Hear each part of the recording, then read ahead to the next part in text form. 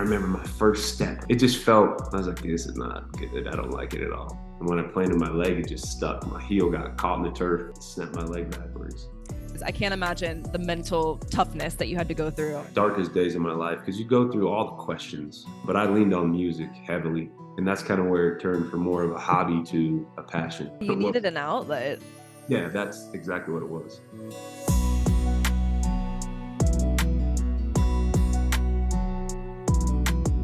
What's up, guys? Welcome to the On Track with Annie podcast, formerly the Annie Chinsen podcast, which is all about going after what you truly want in life. Today's guest is an awesome one. His name is Zach Miller. He is a former NFL tight end for the Chicago Bears, the Jacksonville Jaguars, now turned country music star. This is a really awesome episode. We talk about going through injuries and going through hard times and then changing your career. So give it a listen, and I can't wait for you guys to hear this episode. How's it going? I'm doing well. How are you? I'm doing well. So I read about your story, which was super interesting, which is why I wanted to have you on. So I'm really excited to hear about it. Very cool.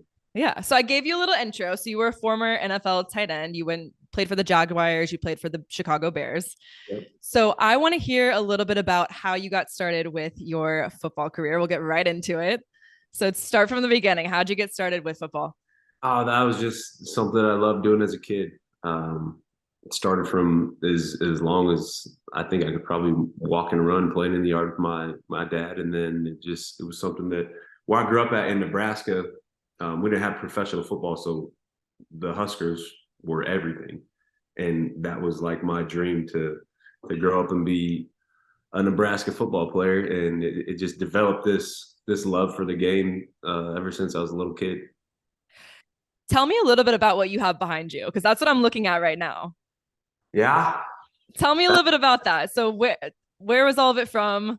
Give me That's yeah. a lot of that's from my NFL career. So, 6th round pick to the Jacksonville Jaguars, and then I was there for 4 years, then spent another 5 years playing, 6 years total in Chicago. So, those are some of the touchdown balls and some awards and helmets and memorabilia. I don't know if we can see the whole.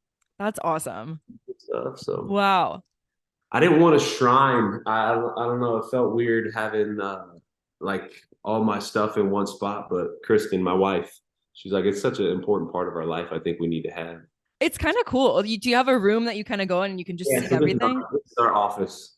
We kind of put it in the office, and I was like, I don't want it to like be a part of the house where people like walk in and they see and they go, you have a whole shrine to yourself. That's hey, you got to be proud of yourself. It's cool to probably open the door and see everything you've accomplished. So I love that. It's cool. Definitely more so now than, since I kind of stepped away for a little bit. Yeah. When you're playing, it's just kind of what you do.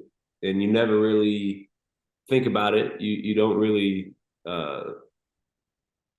take it for what it is. It's just that's what you expect of yourself. And then when you get done playing and you kind of look back at things, you get a better appreciation and kind of be like, that was pretty awesome to be able to do that. Did you know that you would go that far in your football career from an early age? I mean, I'd always dreamt that, honestly, from like when we started playing. My dad was always really good about, being able to like dream and do all these things and not limit a lot of that stuff. But it never really became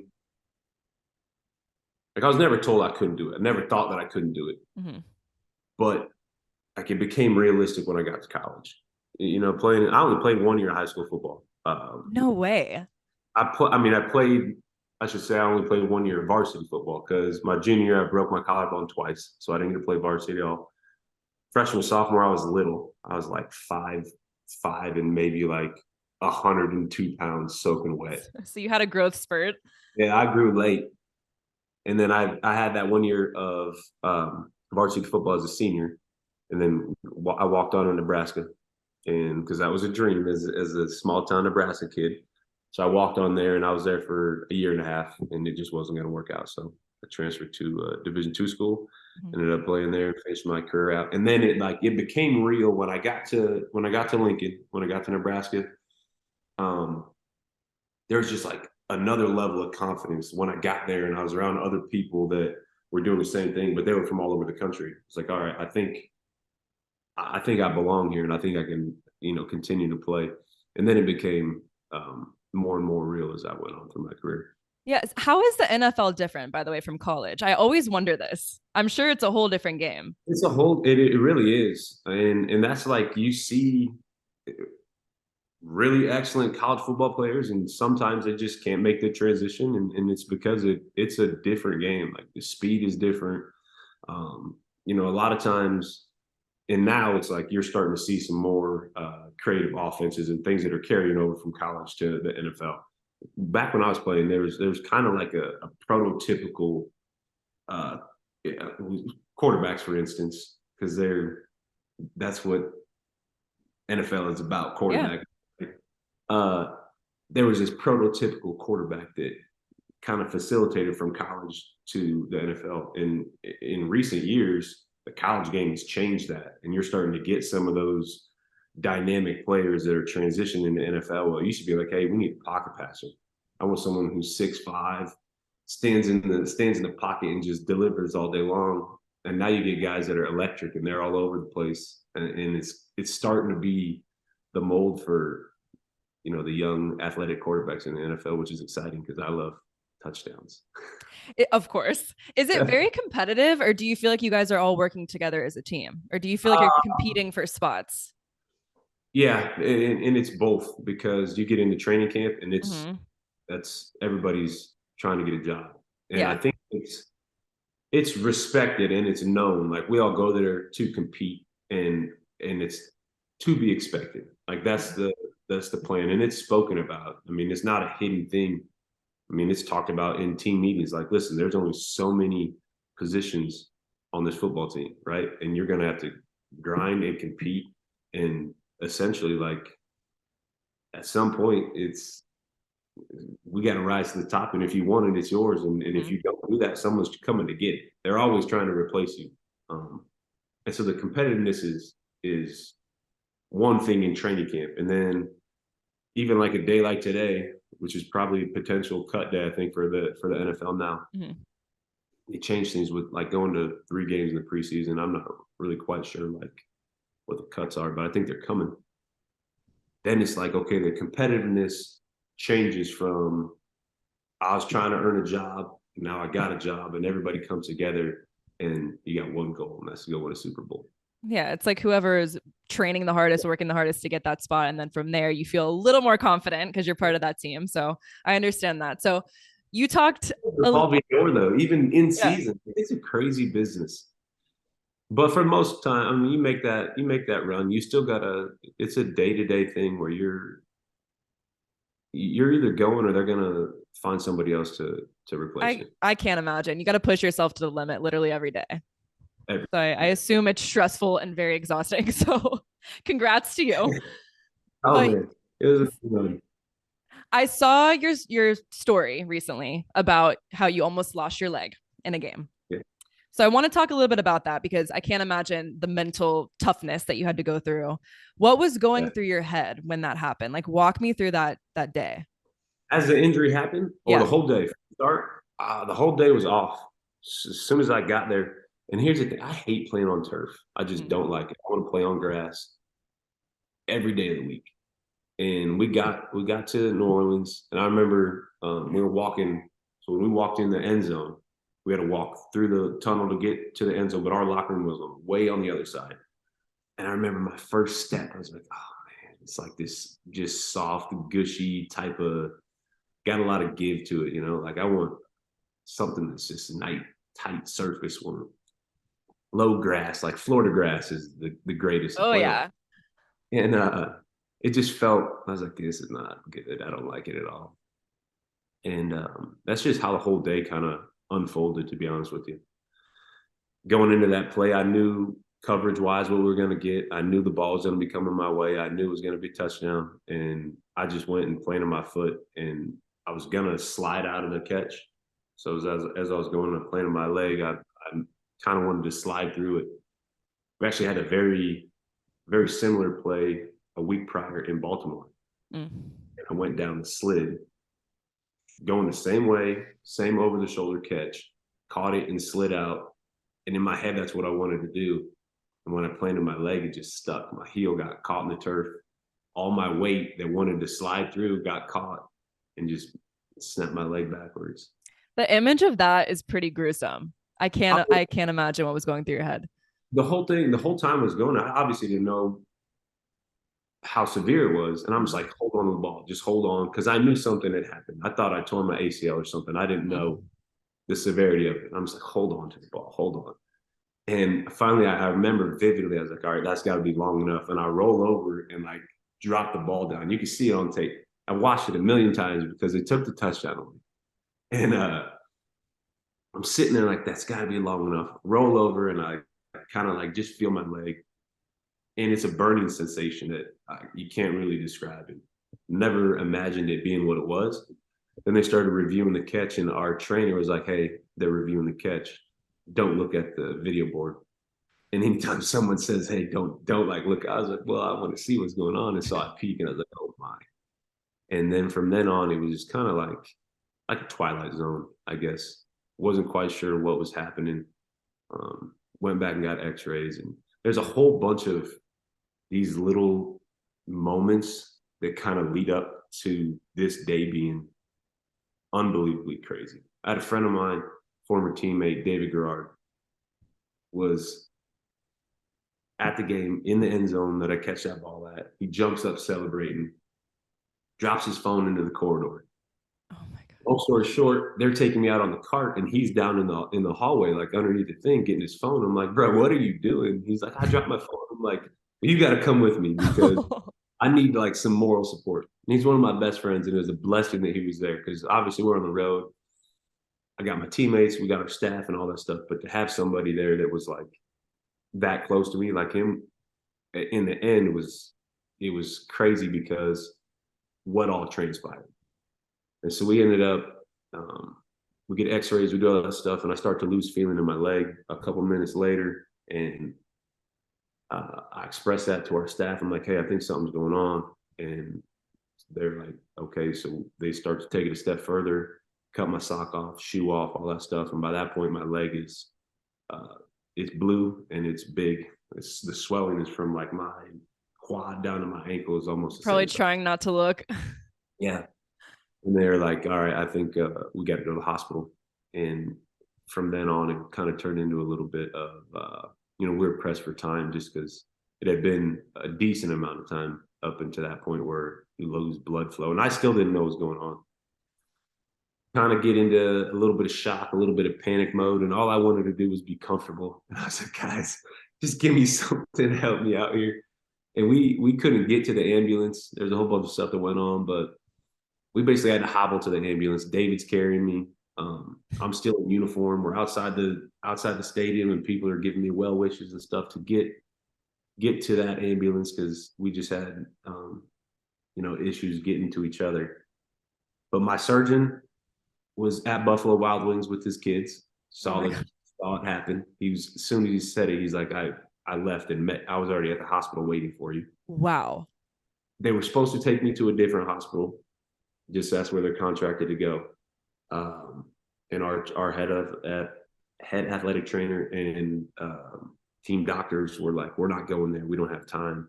And they Googled the location of that hospital. And they're like, there's a level 1 trauma 5 minutes away, which in hindsight, saved my life and my leg because we were contracted to go to a hospital that was almost an hour and some minutes away. And they weren't really equipped to handle that. And so we would have had to come back. And by that time, A, I would have lost my leg for sure, like without question. B, then it's like life-threatening just because of the amount of blood I was losing at that point. How much time did you have from actually losing your leg? 7 minutes. And I don't know why they gave me that number, but the doc was like, we got like 7 minutes before we can get this thing done, or we are going to have to amputate. And at that point, that's why having David there was a blessing because he's on the phone with my wife and they had to communicate via the phone because she was back in Chicago. David's there. He had to sign off on waivers, all these things that they had to clear through her to amputate my leg if they needed to do that to save my life because your body starts to shut down and lose all that amount of blood. And, from my understanding, it's either we do that or everything else starts to go. Your organs start to shut down. I was having issues with my kidneys and my liver were starting to Oh my release God. toxins just because of the amount of blood that you're losing. And that's kind of the shutdown process of how that goes. And so having him there and like doctors are just running in and out trying to get everything situated, it was mayhem. Um, so it was a blessing to have those people around me to take care of things that I was not capable of handling.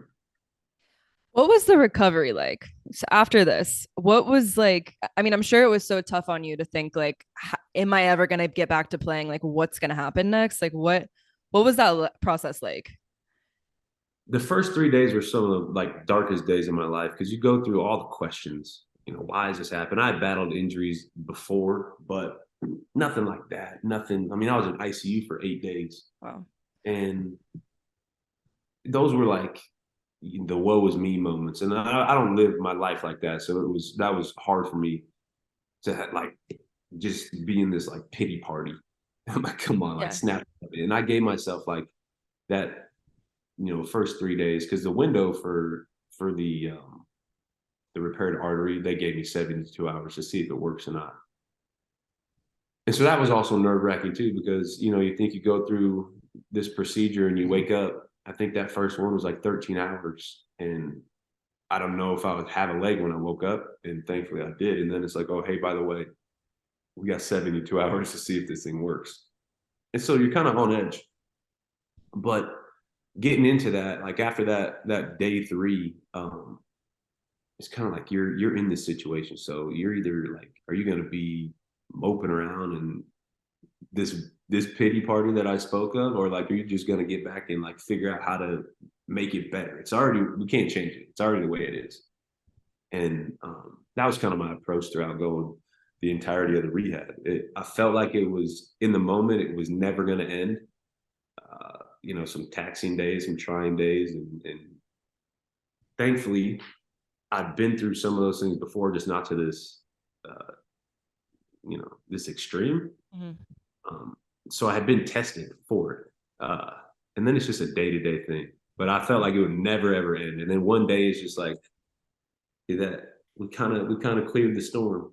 And looking back at it, it never felt as long as it was. I mean, it was probably 18 months total before I felt like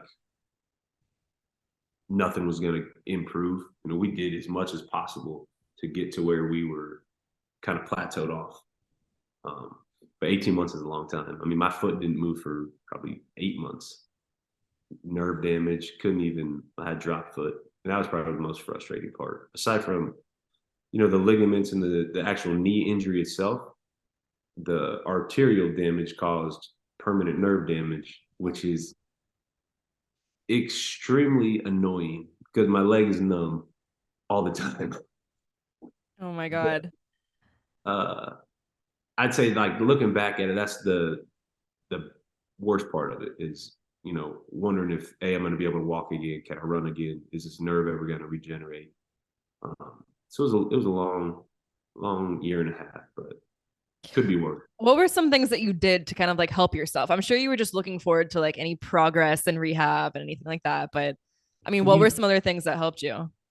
I had to like really say, okay, you got to take this a day at a time. And you might have to take it an hour at a time, because some of those moments really, really suck.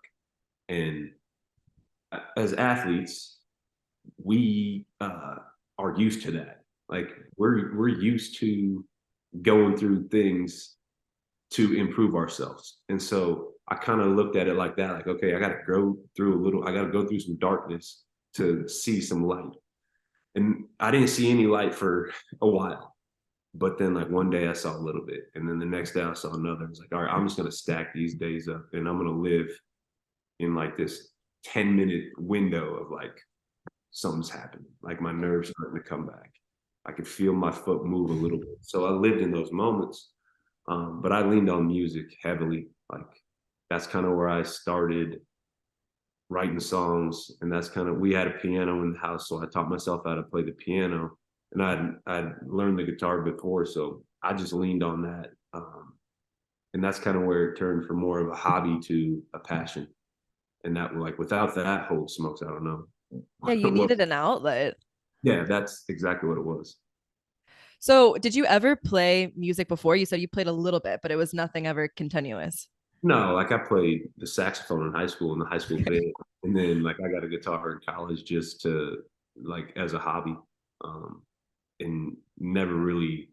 I mean, I could probably play like three chords at that point. It wasn't like it was a thing. I just did it to kill some time, and then that moment came where I could play the guitar a little bit. I had self-taught myself how to play, but that was like the pinnacle of me.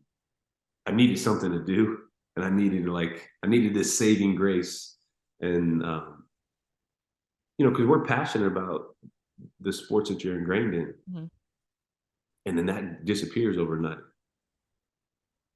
I had nothing else to lean on. I mean, there's other interests you got, but like nothing nothing lit that fire like music did. So it was, it's funny how it all worked out, but like I needed something at that point, and that was the one that saved it for me.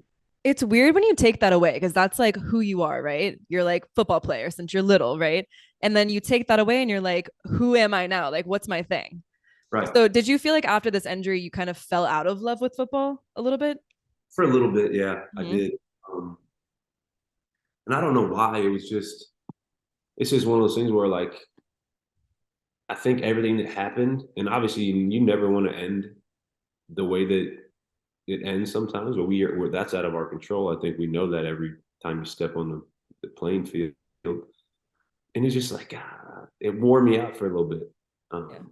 Going through those days are such long, tedious things that you got to do, and you get tired of doing it, and you get a little bitter for a while. And I think that's just kind of wore me out. And I tried my best to stay around the facility and the Bears organization and ownership. I mean, for them to re-sign me, bring me back, let me rehab, and do it like that's unheard of. Most of the time with big business like that, like it really just it doesn't operate like that. And they did anything and everything for me to stay involved and allow me that opportunity. And in that window, I fell back in love with football. So I was that whole next year. I'm in the facility, going to practice, watching, and just still part of the football team, which I think helped that transition to soften the blow because I still wanted to play. And there was this pride in me that was like, hey, I'm going to come back, and this is going to be this comeback story. But it was for all the wrong reasons, Why? What reasons? It would just for pride. I mean, Okay. I would have came back and it would have been just for the story. And it wouldn't have been worth the risk reward. It would have been putting myself ahead of a football team and a franchise that just they don't deserve that. For me to run on the football field and probably play 5 plays an entire season, like it wasn't worth that. It wasn't worth the risk of re-injuring myself and everything that came below just the story. And so it took me a while to accept that. Well, and you gave it your all for so long. Oh, yeah. That's what it seems like, at least. And I told myself that, like, I'm not going to shut it down early because then I won't rehab the way that I need to rehab. I won't attack it the way that I need to without the hope of playing again. And so that was my driving force. And it took a while for us to sit down and decide, like, hey, what's worth it and what's not. And I put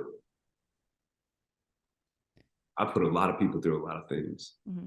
Just like I'm in the bed. I was in hospital for 30 days. And then after that, they transferred a hospital bed to my house. Wow. Another couple months. So we had 3 kids. Our youngest was 4 months old when I got hurt. And so now my wife's taking care of 2 a 7-year-old, a 5-year-old, and a 4-month-old, and then a 30-year-old. Oh my God. All of them. She's Superwoman. Yeah. And so my mom flew in and took weeks and weeks off of work to stay there and help us and do all that stuff. So there's an entire team of people. I mean, our trainers were coming to the house and doing that. Teammates were bringing food, coaches, management people, ownership. Everybody was like there for us. And so we put a lot of people through a lot of things. And it was just a long period where you're like, I've put some people through a lot of stuff, and there's a chance that happens again if I am only gonna do it for that, if I'm only gonna do it for this selfish pride to be like, hey, I went through that and I can get back on the football field. So at the end of the day, the risk just wasn't worth the payoff for me. Well, it's so good that you had such a good support team. Like in life and in sports, like you have to have that team with you through thick and thin, through it all. Like having that support system is so helpful just going through any of these hard times. Yeah. I'm sure you felt that. You need people to talk sense into you a little bit, everybody was as perfect as it could have been to allow the dream of like, okay, maybe I can come back, maybe I can do this. And they could allow those conversations and allow the outlet of it to still be there and still be hopeful. But when it came down to it, all the doctors and coaches, trainers, and family that, those things matter to weren't scared to like, hey, what's the realistic way of doing this, right? So right. What's it going to be? And we had to weigh those things together. And I think it was the best decision for me and the smartest decision for me. So I look back at it and you're like, it's just almost a surreal moment in your life, because now everything I'm in a good place. And when you're in that, I never felt like I would get out of it. I can totally relate to that. I can see that. And now you found a new love. Now you're a country music artist, which is so cool. How'd you transition that from a hobby to a career? I feel like this never happens. Football player, country music artist. How? I don't even know how it happened, because it's funny, without the injury, I feel like I just funneled straight back into football, either in like going into being an analyst or go right back into coaching. Which would have, I'd have loved it. But this new, like writing songs and like creating things, I just fell in love with that whole process. And like, I never imagined doing that. I never imagined singing. I never imagined being on stage. Like, I imagined playing football. I envisioned it from yay high. Never once did I imagine like, hey, let's go on stage and sing songs. And it just happened very naturally. And it was just something I fell in love with. And it got to a point where I started writing these songs, and the process of it was probably more important than going out and doing it. I needed something on a daily basis to have. You got my family's the most important thing I have. Other than that, like, I needed something deep down inside me that would replace football. And this was the closest thing I could get to. And it just, I fell in love with every bit of it. Playing, writing, singing, all of it together has kind of just created a new avenue for me in life. And it's been a huge blessing, because I know I'm fortunate to have that. And because I know a lot of guys that we get done playing and we miss that part of our life, because it's been such a big thing for us for so long. Yeah. That's, and to be able to make that transition for me, I think was key to having some happiness. Yeah. And when you say it happened naturally, were you just playing for people and someone was like, you got to play this gig? Like, what was your first thing? I never played outside of the house. I literally just sing in Kristen and my kids were probably like, would you shut up already? Like, stop playing. So you weren't scared to sing in front of anyone? No, I would sing in front of them. Okay. I'd never sing in front of anybody else.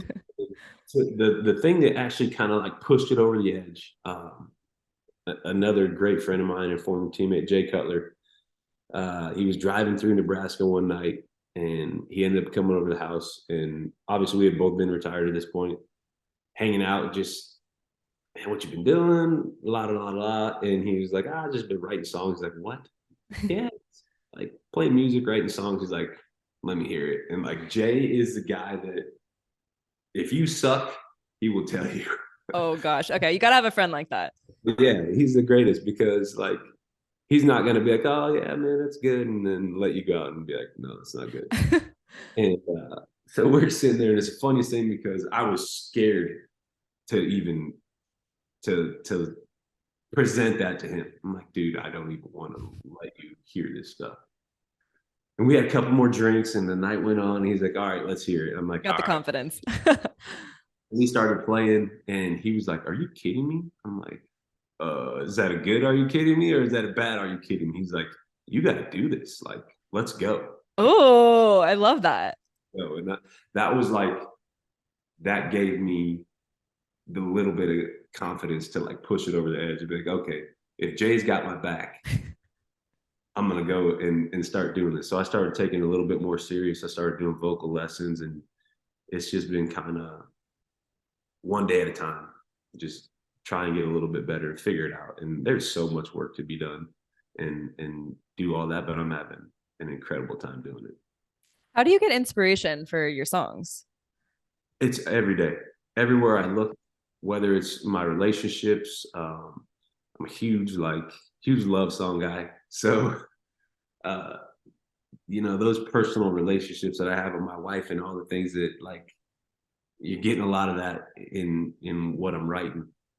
But I have notes on my phone. I got a book that I'm writing, and almost to probably where it's like I need to find a way to separate the inspiration and the creativity from life, because everywhere I go, I'm hearing something, and I pull my phone out, put it in a note, and at the same time, I want to be present. I want to go to the movie and just be in the movie with my wife and kids. But at the same time, I hear something, I'll be like, let me get my phone real quick and put in just one little, So I find inspiration everywhere, whether it's the music I'm listening to, movies I'm watching, and the life that I'm living, or through my friends. So I've written a couple songs about experiences that they go through. How many voice memos do you have on your phone? Oh my gosh. You probably have a ton. Like, let's look. Little snippets. I feel like that's where it all starts. Is like you start recording and you're like, does it sound good when I play it back? You probably have a ton. I couldn't even tell you because they're not even numbered now. They all got names. Well, that's good. Yeah. At least you name them. You're not having to go through all of them from scratch. Right. But it's just like the voice memo thing isn't as long as the note thing. The note thing goes on forever. Just a little, is it like little sentences that you want to? Just be like a one-line idea, like write about this, or I'm huge with music and the time of year. I don't know how you are, but like if I hear a song, like I remember we were in London in 2018, and like all the music I was listening to at that point, like only brings me back to that moment. And like there's other times where like I hear Strawberry Wine, and that takes me back to like 1999. I love that song. I'm at the state or at the county fair. Like all these songs that I've listened to, they tie me to a moment in my life,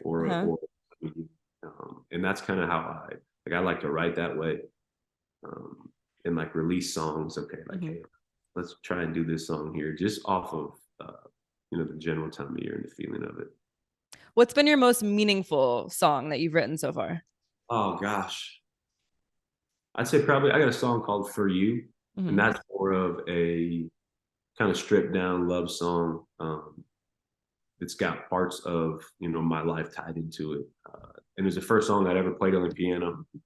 So it was like that new creative thing, like, okay, I'm gonna play the piano and write a song, and it kind of just came out pretty natural and stuff. But like, it's funny because early music that I put out, I'm still figuring out who I am as a writer, as an artist, and like what I want to sound like. And so it's just ever evolving. And like I listen back to some songs, I'm like, oh, how'd you write that? You're always gonna have those. Oh gosh, it's so bad. And there's songs, in those voice notes and those things that you're just like, holy smokes. What was I Like thinking? I was going through my feels at this moment. Where was I? Do you have a certain artist that you look up to that you're like, I love this person and how they write, how they play? Yeah. Dermot Kennedy. Okay. Dermot and I became really, really good friends back in 2016 when I was Mhm. playing. I reached out to him and was like, hey, man, I love your music. You should come to Chicago. I'd love to have you come to one of my games and play a show here. And so we did that. He came to the game. I went to a gig of his, and we've been boys ever since. And like, aside from the music thing, like he's just an incredible human, like salt of the earth. Love that dude to death. But musically, I think he's just in a different world. The way he Okay. writes, his That's sound, yeah. like everything that and it's not that we're friends. Like it's weird because you go from being a fan to then like being a friend, and I'm talking like that's one of my best friends. So cool. And then it's like, so he does no wrong in the music world, but at the same time, like I'll send him a little text like, hey dude, this song's awesome, you suck. Just like just separate the fandom and the friendship thing.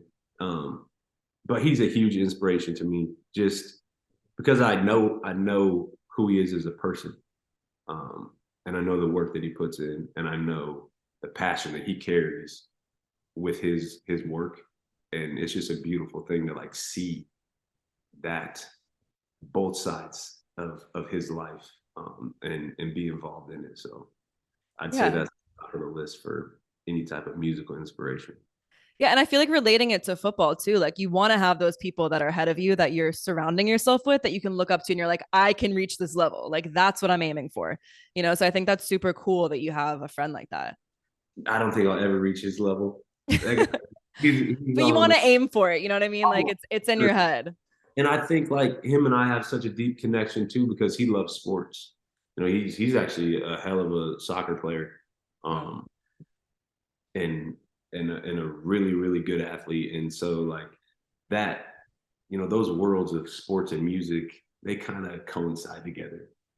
Especially you've been in a locker room for so long, and everybody's listening to music, and you get pulled in all these. Like one day it's all hip hop and rap, and then we get the country days where the linemen are like, put on some Kenny Chesney. Like, bro, what are we listening to? And so we get this entire cultural mashup. So sports and music, they just coincide so well, and I think that's another thing that him and I have in common. But he's been a tremendous help, even just helping me kind of navigate some of these things. If you could collaborate with someone on a song, who would it be besides him? Besides him, I mean, Yes. Sam Hunt would be my top guy, just because like that's really what kind of pushed me into this musical direction, because him kind of blending country music and like the little bit of pop and hip hop stuff into one, I feel like was a unique sound, and he kind of started that thing. At least in my opinion, like that was the best version of blending those genres together. And I just remember hearing that for like the first time, like, who is this dude? Wow. And then I looked at research, and like he played quarterback at UAB. He was with the Chiefs in training camp for a little bit, and then football doesn't work out, and he goes and now he's a superstar. So cool. That would be a dude that if him and I could get on the same thing, and I don't care where it goes after that. I'm good. I'm gonna play another song. Just a goal, yeah, for sure. So what's next for the music? What do you have in the works? Writing an EP right now. Oh, I'm in the middle of all that, the creative stuff. We're kind of narrowing down songs.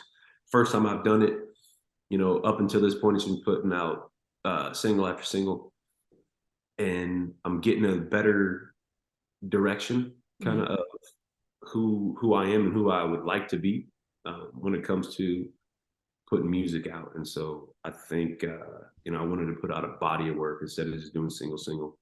Mm. So we're right in the thick of that, trying to just get the best songs and work with the best people, because I had only written songs by myself. I'd never done co-writes. Mm-hmm. That kind of opened up that door, which is a whole new level of writing with people who do this on a daily basis. And like you said, working with people that are better than you is a huge thing for me. Like, I want to be around people that I don't want to be the best in the room, right? I need to be around people that are better than me and learn. And I'm constantly trying to like strive for something. So we're in the middle of that, and it's been fun and sometimes frustrating. You're like, gosh, how are we gonna get there? Because you want it to be done like that. Mm-hmm. I think a lot of times and I'm huge on this. We just want the end goal, right? Yeah. But it's the process. Like, all the glory is like right in that. It's leading up to the end goal where I find all the love is at. Like, I love the process of doing that. And so the days that I get frustrated, I got to take a step back and be like, hey, this is like what really drives you, is all the work leading up to it. And we're kind of in the middle of that. So it's been a fun time. I feel like that's the only way that you can be proud of yourself, is like showing like, okay, I put in so much time and effort and now it's working. Like, that's when you really feel like, holy shit, I did this. Yeah. And it's so scary when it comes to music, because you're like, damn, what if people don't like it? I know. And at the end of the day, when I started this, I told myself, I was like, listen, I don't like every song that's played. Like, there's a lot of music that I don't listen to that other people love. Mm-hmm. And that's fine, because that music is made by the artist because the artist loves it, and then they put it out, and then if someone likes it, it becomes theirs. And so going from like a music listener to someone who makes music, I had to understand that, because you get so protective of it. Like, dude, you don't even like all the music, right? So like, if I make it and put it out there, like, I loved it enough at that moment for myself, which in it sounds selfish, but I think every artist that does that, I think even every artist that creates something, they love it. Like, you're not making something that if you do, you don't put it out there. Right. You create something and you love it. You did it for you, and you did it for that passion and that process, and then you put it out there. And if someone else attaches to it, then it's theirs. And like, it doesn't matter if it's 100,000 or if it's one person. Like, that one person, that matters. And I had to teach myself that and learn to embrace that, opposed to like, oh, I hope people don't hate this. Just, you love it, put it out there and see where it goes. Yeah, and you're writing stories too. So at the end of the day, I'm sure some people can relate to the lyrics and what it's talking about, and they can feel some emotion behind it, So it's like all those things really matter, and you never know who is going to really connect to one of your songs. Yeah. And I think that's the beauty of it. It's like, I'm not sure if it's gonna go, but if one person loves it, then at the end of the day, you're at least helping that one person in 100% one way or the other. Yeah. So are you going to go on any tours? Yeah, but that's planned. I mean, we got to get the EP out. I got one-off shows coming up every now and then. We're playing McHenry September 15th. We got a show up there. So other than that, I took a lot of time off from playing live just because I was trying to write as much as I could. And I was traveling back and forth to Nashville and doing all that stuff to put all my time and effort into, making the EP as good as I could. Mm-hmm. And, so I haven't been booking a ton of shows, but, in the near future, the plan is put the EP out, and then, you have all these hopes that it goes well. And when it does, hit the road and play some shows and just get out there, because that's where you connect the most. 100%. You can get in front of people, build those, relationships in person. Like, you can stream music all you want, but if people don't see you play it and see you out there doing it, like, they don't really know who you are. Mm-hmm. And I think that's especially in today's day and age, because everybody, you and I can communicate half a world away and do this but then it's like, hey, you just put somebody's music on Spotify and you don't get to connect with them. So I think getting out there and playing is the beauty of it. Plus, live music is incredible. It's just the energy behind it, right? It's like it's totally different. Feeling that energy and the fans that are all connecting together, like it's so cool. So I see how that would be a total game changer to keep doing that. It's a weird thing too. It's like like there's just this common like unspoken thing where people just love to go listen to live music. Yeah. It's like, I get it. That's one of my favorite things to do. Is it? Yes. That's so cool. And I love I love going to listen to new artists where I don't know those songs because like I want to hear the stories. I want to see the way that they write, and like that's a thing that for me being on stage, like not a lot of people are like that. The creatives that want to go listen to new stuff and hear things and appreciate the stories. Like some people just want to go and have fun, and that's awesome. But I'm just not that way. So I'm like, I want to sit there.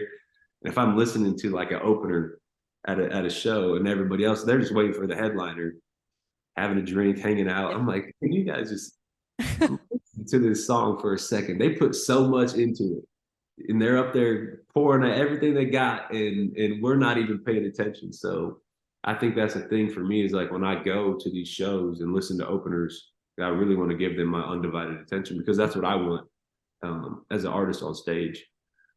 But it's just like live music is just a very beautiful art form, and when everybody comes together to appreciate it, it's so cool. Yeah, and that's so appreciated for sure with the new artists, like looking in the crowd and seeing that people are absorbing what they're putting out. Like it's a cool feeling, I'm sure. So good. Like you see the people hanging out and like, that's fine. Like I gotta understand that. And then you see like, there'll be a couple people and like, yes, they're in, like they're listening. So you kind of gravitate that way. You'll start playing towards them a little bit. Dermot actually let me open for him this summer in Chicago. He was playing the show and he's like, hey, will you be the local opener for me? And I was like, deathly afraid of that. Oh, that's so cool though. It was one of the coolest things I've ever done. And it was supposed to be an acoustic act. And I've had the pleasure of knowing his bandmates for a long, long time. And so they're like, hey, we want to be your band for the gig. And it was like, no way. And so it was just the way that it happened was so cool because we had been friends for years. And then we finally get to play, and like it's in Chicago. Like everything that I love about that city and those people that are there and him and like everything that just came together, like one of the coolest nights ever. And you look out and there's thousands of people there, and I got his band playing. He came out and sang a song with me, and like there's just everybody's like, yes, this is great. You look out and like there's a couple people listening to the originals, and then when Dermot hopped out, like everybody goes nuts, and like this is extremely incredible, and it's everything that you kind of hope it would be. But it's just one of those moments you're like, all right, this is worth the work. Soak it all in. Yeah. Hey, more of that's coming. I know it. I hope so. Yeah, for sure. So one thing that I want to ask you to finish out is what piece of advice would you give people that want to change their career? They want to go after something totally different than what they're used to. What advice would you give them? To change? Okay. Scary. It's not easy, that's for sure. And like you got to understand, like you're starting over. Okay. So the process of that, like if you're in one career, like we like as athletes, and we've got to some pretty competitive high level stuff, right? Think of what that was when we were at the bottom, the grind and like all that stuff. You got to appreciate that. Like you have to every single day know what your end goal is, but it's like the process that we talked about. You have to love all that work. It's a little bit daunting. It's a little bit crazy to restart, but I think the piece of advice is you just stick to what you know. You to who you are, because there's going to be people that if you're in a new career, they're going to be, there'll be the naysayers. There'll be the people that don't think you can do it, but they don't matter. It's your dream, and you got to stick to what you know. And if you're confident in yourself and you put the work in to get there, then I don't think anything can stop you. And so, well said. That's really it. I love that. That's awesome. So where can they find you if they want to follow along more, your music, your socials, all that stuff? Music's out there. on every streaming platform, Spotify, Apple Music, Amazon, Tidal, like it's Deezer. You remember Napster? Yeah. Napster is still around, apparently. It's out there. That's so funny. Music is there. Social media is all Z Miller 86. So Instagram, TikTok. What else? X, formerly known as Twitter, all that stuff. So it's out there. And like I took a little bit of break from the social media thing just to kind of like making content is a job. I got a wife and 3 kids, and I got trying to create music and doing all that stuff. So we're getting back into the social media game. Mm-hmm. We're getting back into the music game, and hopefully, by the end of this year and going into next year, I got it all figured out on how music's full steam ahead. Cool. Well, I'm excited to follow along, and thank you for being on the podcast. I'll put all of your links down below. Awesome. I appreciate it.